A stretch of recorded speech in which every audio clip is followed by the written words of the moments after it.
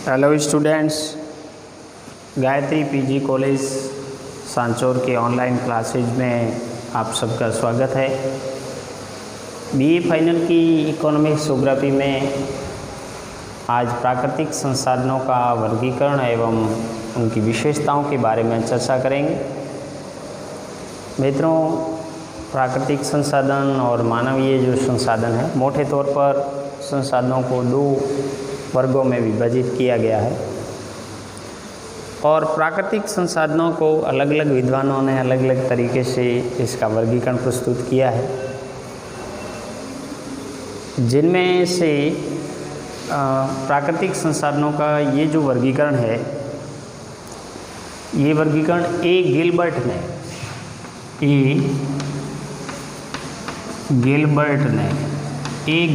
ने 1990 के दशक में प्राकृतिक संसाधनों का वर्गीकरण प्रस्तुत किया। ए गिलबर्ट ने 1990 के दशक में प्राकृतिक संसाधनों का वर्गीकरण प्रस्तुत किया है, जिसमें प्राकृतिक संसाधनों को मोटे तौर पर दो वर्गों में विभाजित किया है इन्होंने, नवीकरणीय संसाधन और अनवीकरणीय संसाधन। कुछ यानी कि आपको देखने में, बोर्ड पे देखने में समस्या हो सकती है, क्योंकि बारिश का मौसम है, रोशनी थोड़ी कम है रूम के अंदर, तो हो सकता है आपको देखने में समस्या रहे, लेकिन इसके लिए माफ़ी चाहेंगे। नवीकरणीय संसाधन है।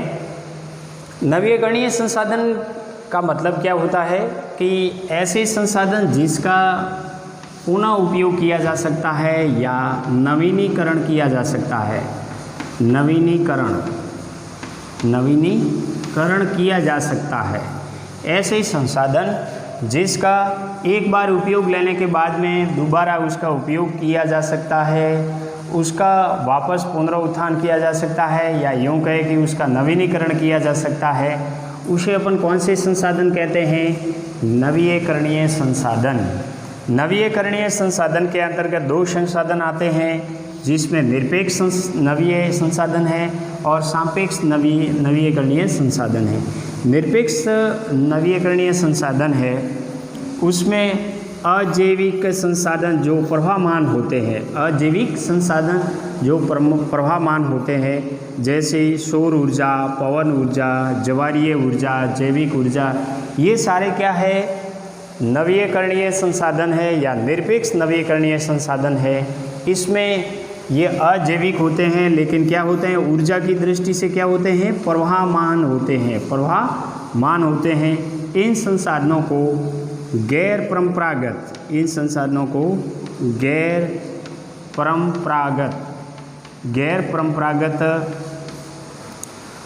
संसाधन कहते हैं।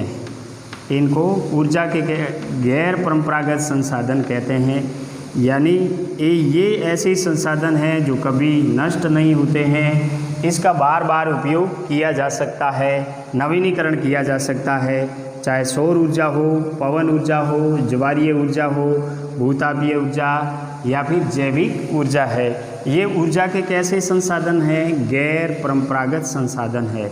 और वर्तमान में जो ऊर्जा का अधिक उपयोग होने की वजह से जो अनवीकरणीय संसाधन है, जिनका नवीनीकरण नहीं होता है, एक बार उपयोग लेने के बाद वह समाप्त हो जाते हैं, या उसको कहें कि समाप्य संसाधन है, उसके स्थान पर फ्यूचर की आवश्यकताओं को ध्यान में रखते हुए वर्तमान की आवश्यकताओं की पूर्ति करने की दृष्टि से गैर परंपरागत ऊर्जा के स्रोत विकसित किए गए हैं।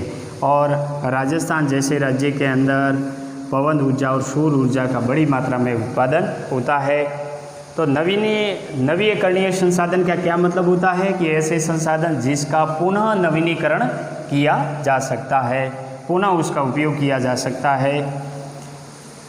और दूसरा जो सापेक्ष नवीकरणीय संसाधन है, सापेक्ष नवीकरणीय संसाधन में अजैविक चक्रमान संसाधन, जैसे भू रसायन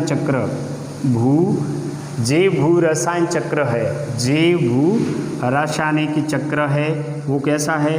अजैविक चक्रमान चक्र है। उसमें भी ऊर्जा का उत्पादन किया जा सकता है, पुनरुत्पादन किया जा सकता है, अर्थात पौधों के द्वारा जड़ों के अंदर जड़ों से ऊर्जा का संचित होता है पौधे बड़े होते हैं, इसको पशुओं के द्वारा खाया जाता है।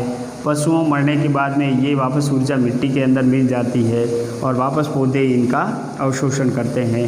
ये जो जैव भू रसायन है, इसमें विभिन्न रासायनिक पदार्थों का यानी कि एक चक्र के रूप में आदान प्रदान होता रहता है और इसको अपन सापेक्ष नवीकरणीय संसाधन कहते हैं। दूसरा सामान्य जैविक संसाधन में जिसमें वृक्ष है, मत्स्य और फसलें हैं, ये भी कैसे हैं? सामान्य जैविक नवीकरणीय संसाधन है। वृक्षों का उपयोग भी होता है, इसकी ऊर्जा का उपयोग लिया जा सकता है। मत्स्य है या मछली है या फिर फसलें हैं, इनका उपयोग भी यानी विभिन्न जीवों के द्वारा इसका उपयोग किया जाता है। जीवों से एक जीव से दूसरे जीव के अंदर पारिस्थितिकी तंत्र के द्वारा ऊर्जा का प्रदान आदान यानी कि ऊर्जा का स्थानांतरण होता है और उसके बाद में वह यानी कि जीव जंतु है मरने के बाद में उसके शरीर के यानी कि अंश है, सड़े गले अंश है, वो विभिन्न बैक्टीरियाओं के माध्यम से पुनः ज़मीन के अंदर मिल जाते हैं और उसी ऊर्जा का उपयोग है वो फसलें या वृक्ष करते हैं। तो ये ऐसे संसाधन है जिसका उपयोग अपन बार बार कर सकते हैं। जटिल जो संसाधन है, जटिल संसाधन में पारिस्थितिकी तंत्र शामिल है। पारिस्थितिकी तंत्र शामिल है। तो पारिस्थितिकी तंत्र का मतलब होता है कि ऐसा भौगोलिक यानी कि प्रदेश जिसमें एक जीव समुदाय का दूसरे जीव समुदाय के मध्य जो अंतर संबंध है, पारस्परिक संबंध है, उसको अपन क्या कहते हैं? पारिस्थितिकी तंत्र कहते हैं। और पारिस्थितिकी तंत्र के अंदर एक पारिस्थितिकी तंत्र का दूसरे पारिस्थितिकी तंत्र के बीच में संबंध होता है। इसमें भूमि और मिट्टी का बहुत बड़ा रोल होता है कि एक पारिस्थितिकी क्षेत्र के तंत्र के अंदर विभिन्न प्रकार के जीव जंतु, वनस्पतियाँ और अन्य छोटे जीव सारे शामिल होते हैं और किसी एक जीव समुदाय का दूसरे जीव समुदाय के बीच में वो रिलेशन होता है। उसी वजह से ही पारिस्थितिकी तंत्र यानी कि मजबूत बनता है। इसका बार बार उपयोग भी किया जा सकता है। नेक्स्ट यानी कि अन्वयकरणीय जो संसाधन है, अन्वयकरणीय संसाधन। अन्वयकरणीय संसाधन का मतलब है कि जिसका पुनर्उपयोग नहीं किया जा सकता। पुनः उपयोग नहीं किया जा सकता है या उसका नवीनीकरण नहीं किया जा सकता है, उसको क्या कहते हैं? अन्वयकरणीय संसाधन कहते हैं। जिसमें जैसे ईंधन खनिज है, ईंधन खनिज, कोयला, प्राकृतिक गैस, पेट्रोलियम, ये कैसे हैं? परंपरागत ऊर्जा के स्रोत है। परंपरागत ऊर्जा के स्रोत कहलाते हैं। परंपरागत ऊर्जा के स्रोत है और इसको क्या कहते हैं? समाप्य संसाधन। समाप्य संसाधन, इनको समाप्य संसाधन के नाम से भी जाना जाता है क्योंकि इसका एक बार उपयोग होने के बाद में ये समाप्त हो जाते हैं, राख या धुआं ही बचता है।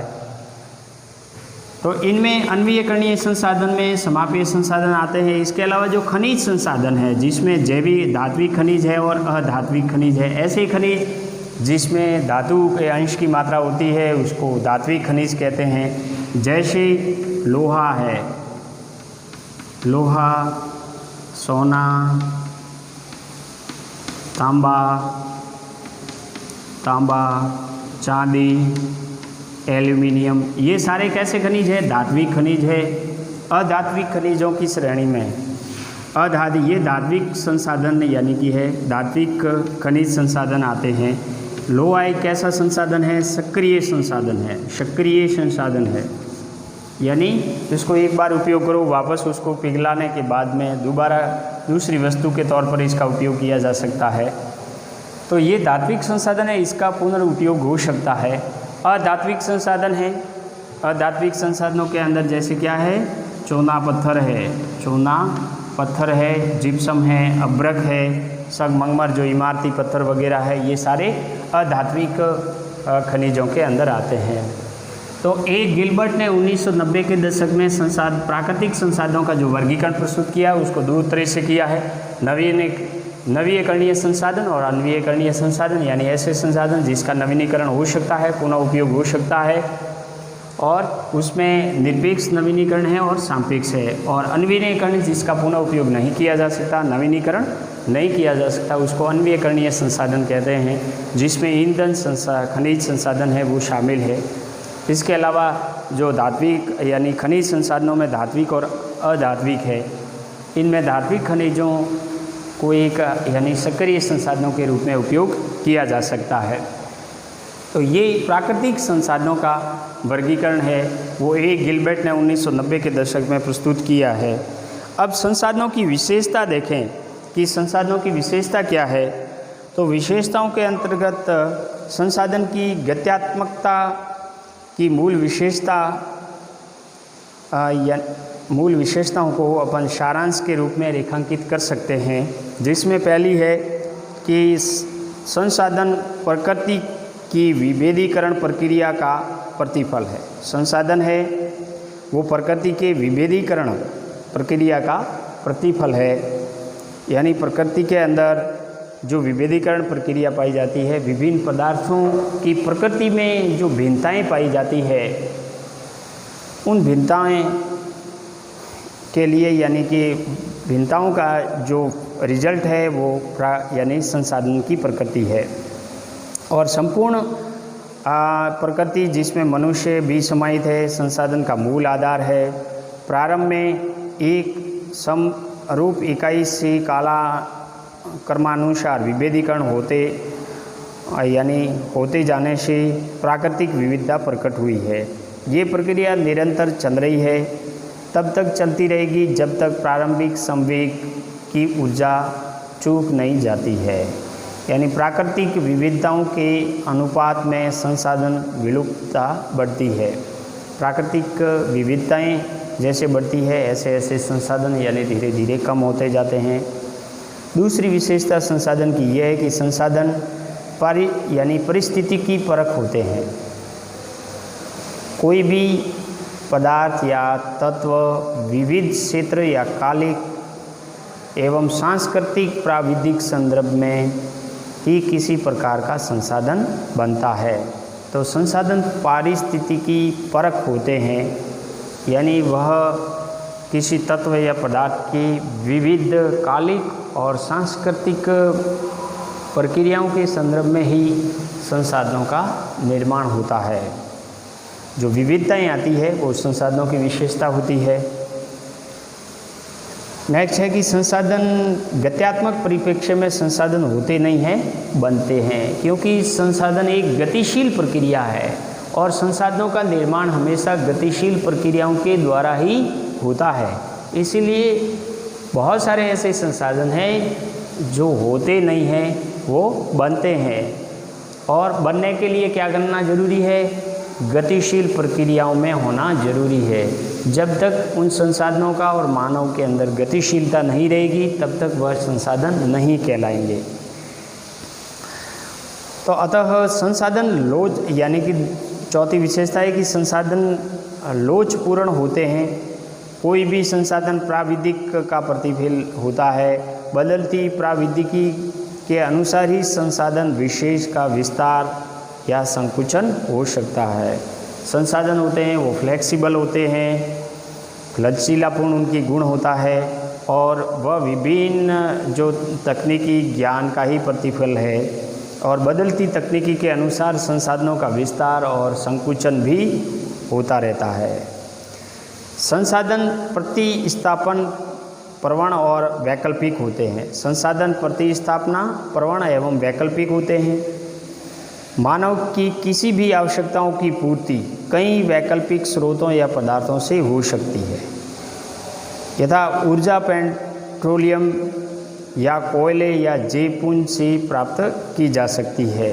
यानी संसाधन होते हैं वो प्रतिस्थापन प्रवण या वैकल्पिक होते हैं और मानव की जो आवश्यकता है वो कई वैकल्पिक स्रोतों से हो सकती है। जैसे ऊर्जा है, ऊर्जा कोयले से भी मिल सकती है, पेट्रोलियम पदार्थ से भी मिल सकती है और जैविक पदार्थों से भी उत्पन्न होती है। तो इस प्रकार जो संसाधन है, उन संसाधनों का जो प्राप्ति है या मानव की आवश्यकताओं की पूर्ति है, वो विभिन्न स्रोतों से वैकल्पिक रूप से हो सकती है। तो वैकल्पिक होना भी संसाधनों की एक विशेषता है। और नेक्स्ट है कि संसाधन स्वयं निष्क्रिय होते हैं। संसाधनों की विशेषता है, संसाधन स्वयं निष्क्रिय होते हैं। इसका अर्थ ये है कि कोई भी पदार्थ या द्रव या दशा या पारिस्थितिकी संसाधन तब तक परिणित नहीं होते हैं जब तक मनुष्य उन्हें उपयोग में न लाए। यानी प्राकृतिक रूप से इस प्रकृति में बहुत सारे जो संसाधन हैं जो निष्क्रिय रूप से पड़े हैं, लेकिन वह संसाधनों की श्रेणी में कब आएंगे? जब मानव उसका उपयोग करें या मानव उसको उपयोग के लायक बनाएं।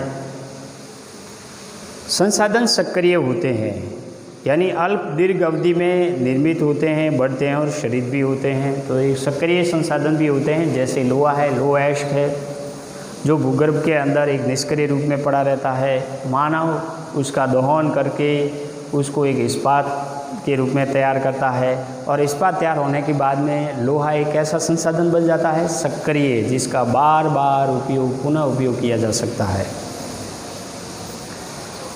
संसाधन मूलतः एकात्मक होते हैं, क्योंकि प्रत्यक्ष विविधता और मूल द्रव्य से ही विकसित होते हैं। एकात्मक होते हैं, किसी एक जगह पर भी मिलते हैं, और कई संसाधन बहुत जगहों पर भी मिलते हैं। संसाधन का फलक अति विस्तीर्ण होता है, यानी वह एक अति सूक्ष्म कण से लेकर जटिल सम्मिश्रण युक्त तत्व सभी संसाधन हो सकते हैं। दूसरे शब्दों में कहें तो संसाधन फलक उतना ही विस्तृत है जितना व्यापक प्रकृति एवं जितनी गहन एवं सक्षम प्राविधिकी, यानी जितनी गहन तकनीकी और जितनी व्यापक प्रकृति है, उतने ही संसाधन भी क्या है? व्यापक है। यानी छोटी सूक्ष्म वस्तु से लेकर बड़े सम्मिश्रण युक्त तत्व तक सारे संसाधन आते हैं या सारे संसाधन कहलाते हैं। किसी तत्व की संसाधनता मानव समुदाय के सांस्कृतिक उत्थान पर आश्रित होती है, अतः ज्ञान ही सबसे बड़ा और सबसे महत्वपूर्ण संसाधन है। यानी किसी भी संसाधन की संसाधनता कब कहलाएगी? जब मानव समुदाय के सांस्कृतिक उत्थान पर आश्रित होती है। मानव के सांस्कृतिक उत्थान में जो सहायक होते हैं, मानव की गतिशील प्रक्रियाओं उनके अंतर्गत आते हैं, तभी वह संसाधन कहलाते हैं। इसीलिए मानव का ज्ञान ही सबसे बड़ा क्या है? संसाधन माना गया है, क्योंकि मानव ज्ञान के माध्यम से ही निष्क्रिय संसाधनों को सक्रिय संसाधन के रूप में परिणित कर सकता है। नेक्स्ट है कि संसाधन सदैव यानी कि प्रयोज्य तत्व होते हैं, यानी अंतिम उत्पादक जिसका किसी अन्य उत्पादन में उपयोग नहीं होता है, वरना अंतिम उपभोग होता है, संसाधन की परिधि में नहीं आता है। यानी संसाधन प्रायोज्य तत्व होते हैं, उसका एक बार उपयोग के बाद में दूसरी बार उपयोग होता है, लेकिन जब तक अंतिम उपभोग नहीं होते हैं तब तक वह उन संसाधनों की परिधि में नहीं आता है। विविध प्रकार के संसाधन में अंतर्निहित आर्थिक परिपूरकता होती है, यानी विविध प्रकार के संसाधन हैं, उनके अंदर आर्थिक परिपूरकता होती है, और जिसके सहारे कई उत्पादन चक्र विकसित किए जा सकते हैं। नेक्स्ट संसाधनों की विशेषता है कि पारिस्थितिकीय संसाधन प्रत्येक स्तर पर परिपूरक होते हैं, चाहे जल, मिट्टी या जलवायु या वनस्पति हो। पारिस्थितिकीय संसाधन जैविक और अजैविक तत्वों के अंदर प्रत्येक स्तर पर परिपूरक होते हैं। जो पारिस्थितिकीय तंत्र है, जिसमें जैविक और अजैविक तत्व शामिल है, उसको अपन पारिस्थितिकी तंत्र कहते हैं। तो इन जैविक और अजैविक जो पदार्थ है, इनके मध्य संबंध किसके द्वारा बनते हैं? इसमें परिपूरकता किसके द्वारा आती है? जल, मिट्टी, जलवायु और वनस्पति के द्वारा। संसाधन दुर्लभता कृत्रिम होती है। संसाधन यानी दुर्लभ कृत्रिम होते हैं, चूँकि मानव का ज्ञान ही मौलिक संसाधन है। अतः संसाधन की दुर्लभता एक प्रश्न नहीं उठता है, क्योंकि ज्ञान असीम है। तथापि विशिष्ट पारिस्थितिकी दशाओं में, जैसे जल का अत्यधिक दोहन होना या आर्थिक पारिस्थितिकी जैसे ऊंची कीमत या सामरिक दृष्टि से राजनीतिक प्रतिबंध आदि कृत्रिम दुर्लभता की दशाएं भी उत्पन्न हो सकती है। इसीलिए संसाधन दुर्लभता कृत्रिम होती है, उनका मिलना है वो एक कृत्रिम होती है, और वो कृत्रिमता मानव के ज्ञान पर निर्भर करती है, क्योंकि प्राकृतिक रूप से प्रकृति ने बहुत सारे संसाधन दिए हैं, लेकिन उसको प्राप्त होना न होना ये मानव के ज्ञान, प्राकृतिक दशाएं, राजनीतिक कारण, सामरिक दृष्टि से या अन्य बहुत सारे कारण हैं, उस पर निर्भर करता है। उसकी वजह से बहुत सारे संसाधन हैं वो दुर्लभ हो जाते हैं। संसाधन हैं वो सचित और सतत होते हैं। वो सचित यानी संचित होते हैं और सतत भी होते हैं। संसाधन का भेद दीर्घकालीन परिप्रेक्ष्य में मिट सकता है, और उक्त विभाजन किसी संसाधन के पुनर्निर्माण या भंडारण की अवधि पर निर्भर करता है। जल जैसा सतत प्रवाह महान संसाधन भी अतिदोहन के चलते संचित संसाधन में परिणत हो सकता है। तो संसाधन एक तो संचित होते हैं और इसके अलावा यानी कि वह सतत भी होते हैं, जो विभिन्न क्षेत्रों के अंदर सतत रूप से मिलते हैं, लेकिन कभी कभी उसका अत्यधिक दोहन से वह एक संचित रूप से परिणत हो जाते हैं, यानी एक निश्चित मात्रा के अंदर संचित हो जाते हैं। तो ये संसाधनों की विशेषताएं थी, जो 8-10 प्रकार की विशेषताएं हैं।